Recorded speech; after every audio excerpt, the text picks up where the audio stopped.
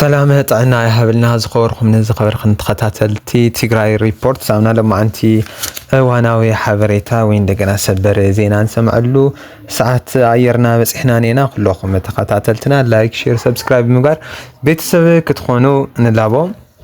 امنا لما انتي عوي بسرات وين دقنا سبر زينا ያው ቤት ትምህርት ፍሉይ ቃላይ ብርኪ ቤት ትምህርት ይቃላሚኖ ለጋጠመ ናይ ውድቀት ተምሃሮ አብዛ ዓመት ዝሃም ለጋጠሞ ወይ እንደገና ናይ 12 ክፍሊ ውጽኢት መብዛሕትኡ ሕማቅ ውጽኢት ሃምነ መዝገበ ተገሊጽ ነይሩ ትማሊ ሎም አንቲ እንደገና እዚ ተስተኻኺሉ ሚኢታዊ ብሰበር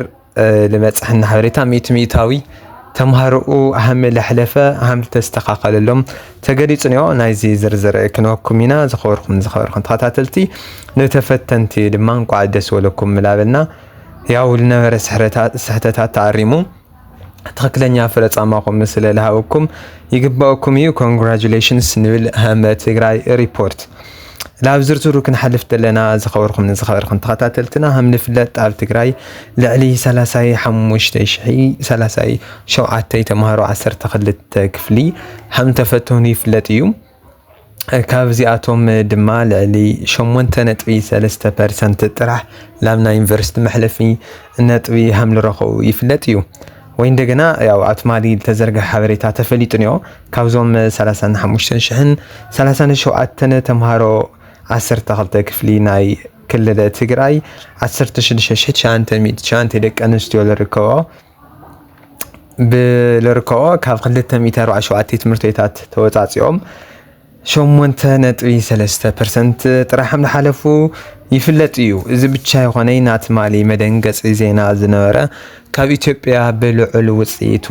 ዓመት ልፍለጥን ተምሃሮ ልዕለ ነጥቢ ብምሓዝ ዝተፈላለዩ ዕድላት ትምህርቲ ናይ ወጻኢ ዝረኸብሉ ዝነበሩ ትምህርት ቤት ፍሉይ ብርኪ ኻላይ ብርኪ ቤት ትምህርቲ ቀላሚኖ ለተሓተ ውጤት ሃምለግነዩ መዓት ተምሃሮ ሃምለይ ሓለፈሎም ትማል ተገሊጹ ነይሩ እዩ ኮንዳ እምበር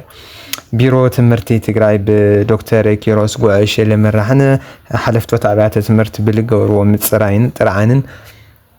እዚ ነገር ብጌጋ ምዃኑ ክገልጹ ኽኢሎም እዮም ኣብ ተኣራርማ እንደገና ናይ ፍሉይ ብርኪ ኻላይ ብርኪ ቤት ትምህርቲ ቃላሚኖ ስሕተት ሃምል ነበሮ ብዶክተር ኪሮስ ጉዕሽ ቢሎም ገሊጾም እዮም ድሕሪ እዚ ዶክተር ኪሮስ ጉዕሽን ኣባላቶምን ምስ ፌደራል መንግስቲ ዝርርብ ብምግባር ኣብ ፊዚክስ አጋጢሙ ዝነበረ ጸገም ናይ ዞም ተምሃሮ 12 ክፍሊ ካብ ተኣሪሙ ካብ 60% ብቻ ተሓሲቡ ላ 100% ከይተቀየረ ሃምተ መዝገበ ብድሕሪኡ ካብ 60% ተሓሲቡ ልክ ኣህም ካልኦት 100% ዳርጋ ሃም ተሓሰበ ገይሩ ተሓሊፉ ናይ 4% ችግር ፈጢሩ ነው ኣብ ናይ ፊዚክስ ትምህርቲ ብቻ ኳንክርነት ተለና ድሕሪዚ ብልተገበረ ጥራን ፌደራል መንግስትን ብናይ ዶክተር ኪሮስ ጉዕሽ ለመራሕ ትምህርቲ ቢሮ ትግራይ ክልል ትግራይን ብልተገበረ ምርዳን ደጊም ኻከራ ብምጓር ኣብ ምርዳህ ንወጽሖ ተገሊጹ ነይሩ ብድሕሪዚ ያው ነተኸታተለ 5 መዓልቲ ማንኛው ተማሃራይ በኦንላይን ጥራን ከቀርብ ሃም ለኸል ተፈሊጡ እዩ ብተወሳኺ እንደገና ዶክተር ኪሮስ ጉዕሽ ያው ብልተጠየቀና ፖለቲካዊ ሁኔታት ችግር ጽዕንቶ ፈጢሩ ይሆን ዶ ልብል ሃሚሎም ሃምለ ያምኑ ና ፖለቲካዊ ችግር ሃምለ ይሆነይ ግን ኣብ ምዕራም ሃም ጌጋታት ሃም ንፍጠር ብተወሳኺ ካብ ክልል ትግራይ ውን ኣብ ክልል ኣምሓራ ከተማ ደሴ ለለው ትምህርት ቤታት ተመሳሳሊ ችግራት ሃም ለጋጠሞም ተገሊጹ እዩ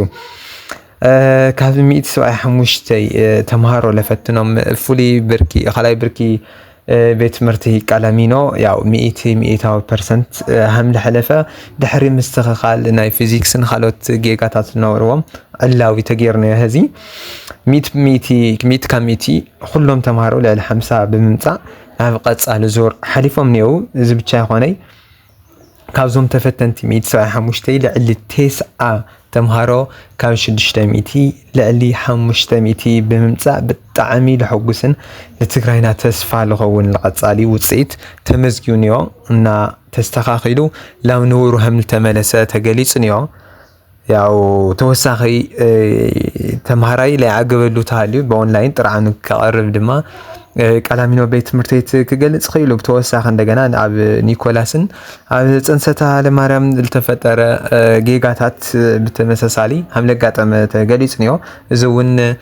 ልክዕ ሃም ናይ ቃላሚኖ ተስተኻኺሉ ላብ ኖርማል ውፅኢቶም ሃም ተመለሰሎም ተገሊጹ ነዮ። በዚ መሰረት ኩሎም ተምሃሮ ሚእቲ ካብ ሚእቲ ቃላሚኖ ሃም ለሕለፈ ልዕሊ 50 ኣምፂኦም ላብ ቀጻሊ ምዕራፍ ሃም ዝሓለፉ ተገሊጹ ነዮ። እዚ ብቻ ይኾነ ልዕሊ 9 ዝገርም ልዕሊ 500 ውጤት ብምምጻእ ቃላሚኖ ሃም ናይ ኩሉ ግዚኡ ከመስክር ክኢሉ እዩ። ዝኸበርኩም ተኸታተልትና እዚ ዓብይ ሰበር ዜና እንቋዕ ደስ ይብለኩም ክንብል ንደሊ ንተፈተንቲ ቃላሚኖ ቤት ትምህርቲ ቤትን ህዝቢ ትግራይ ዓብይ ተስፋ ዝግበሮ ትምህርቲ ቤት እዩ። ምስትኸኻሉ ያው ተገሊጹ ነዮ። ስለዚ እንቋዕ ደስ ይብለኩም ኮንግራቹሌሽንስ ናልና ናይ ሎማዓንቲ ሓበሬታና ሕፅር ዝበለ እዚ መስል ነይሩ። ሰላም